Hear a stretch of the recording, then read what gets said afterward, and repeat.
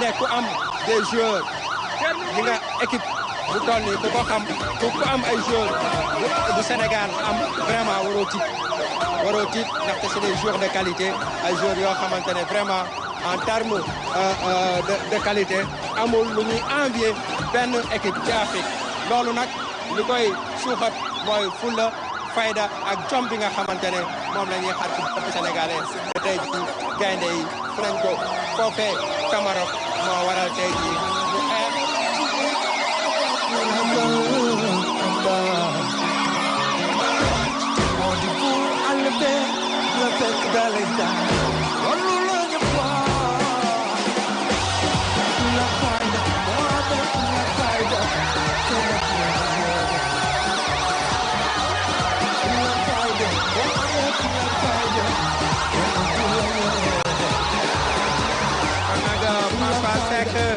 ak yéen ñi nga xamante ne yéen a nekk si plateau bi au Triangle Sud on vous laisse tout simplement vivre cette ambiance dans les grandes artères de la ville de Dakar pour communier avec les lions à bord de ce bus impérial.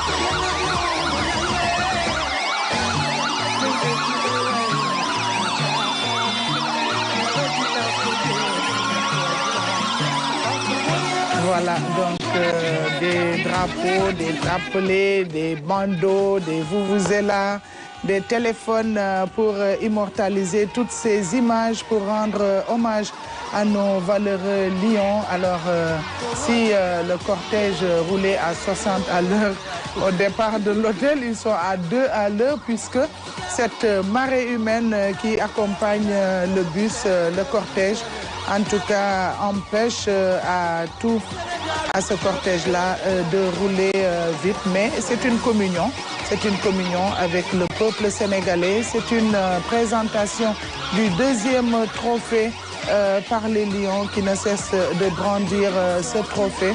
Mais aussi la photo de Pape Thiaw Aïssatou qu'on a vu tout à l'heure, brandie par un joueur pour montrer toute son affection, tout son engagement au peuple sénégalais.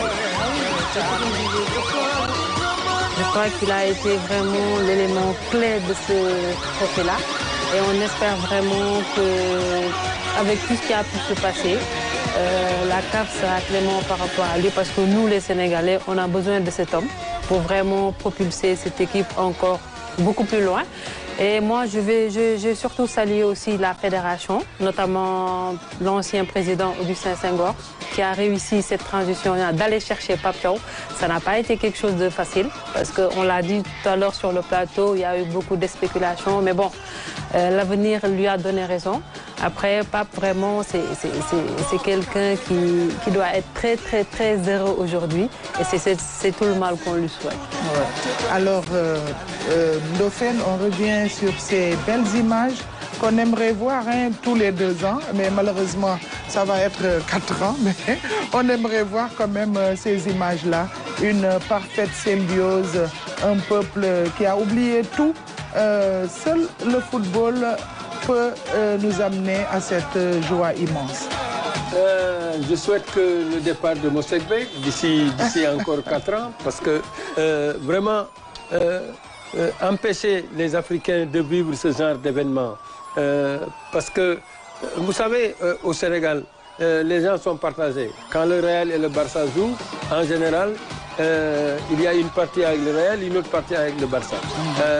Lors de la finale de la Coupe d'Afrique, les gens ont oublié cela. Moi, j'ai un ami qui est un fervent supporter du Real qui m'a dit « Ah, le Real a gagné ». Je dis « Mais il n'y a que toi qui as regardé ça ». Voilà la raison pour laquelle peut-être les Européens sont en train de se battre pour qu'on leur laisse l'espace. Parce que cette Coupe d'Afrique devait être organisée et à la place, on a mis la Coupe du Monde des clubs. Et on nous a propulsés ici, mais tout le monde s'est rendu compte que les meilleurs dans ce domaine-là étaient plutôt au Maroc pour suivre cette Coupe d'Afrique. Je souhaite vraiment ardemment qu'après, d'ailleurs il a pris aussi la décision d'annuler le CHAN.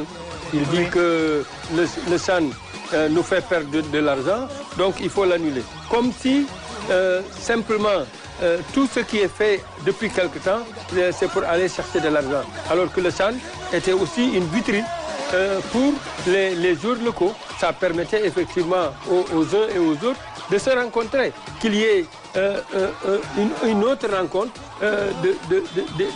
des Africains permettant effectivement de sortir de là. C'est dommage, mais cette joie-là, aujourd'hui, il y a une symbiose entre tous les Sénégalais.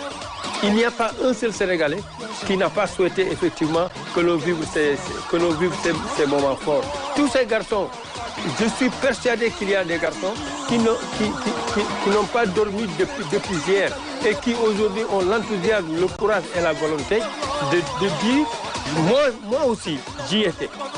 Parce que pour certains, effectivement, il faut qu'ils puissent demain, dans 10 ans, dans 15 ans, dire j'étais là à la deuxième étoile.